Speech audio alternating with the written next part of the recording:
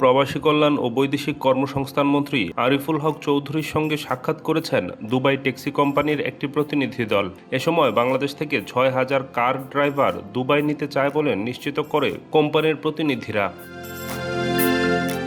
রোববার প্রবাসী কল্যাণ মন্ত্রীর কার্যালয়ে এ বৈঠক অনুষ্ঠিত হয়। সাক্ষাতের সময় মন্ত্রী দুবাই থেকে আগত প্রতিনিধি দলকে ধন্যবাদ জানান এবং বাংলাদেশ থেকে দক্ষ ড্রাইভার নিয়োগের সিদ্ধান্তে কৃতজ্ঞতা প্রকাশ করেন। তিনি আশা প্রকাশ করেন আগামী দিনগুলোতেও কর্মী নিয়োগের এ ধারা অব্যাহত থাকবে।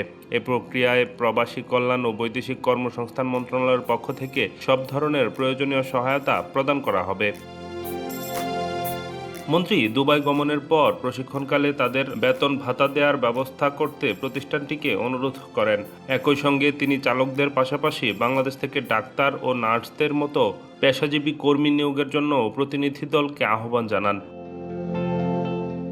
এ সময় প্রবাসী কল্যাণ ও বৈদেশিক কর্মসংস্থান প্রতিমন্ত্রী নুরুল হক বলেন, বাংলাদেশ থেকে একজন ড্রাইভার দুবাইয়ে যেতে বর্তমানে অনেক টাকা খরচ হয়। এ কর্মীরা অত্যন্ত দরিদ্র ও খেটে খাওয়া মানুষ, যারা অনেক কষ্ট করে ঋণ নিয়ে এ অর্থ সংস্থান করে। তাই তাদের আর্থিক সামর্থ্যের মধ্যে বিবেচনা করে এ অভিবাসন খরচ কমিয়ে ১ লাখ টাকার মধ্যে রাখার অনুরোধ করছি।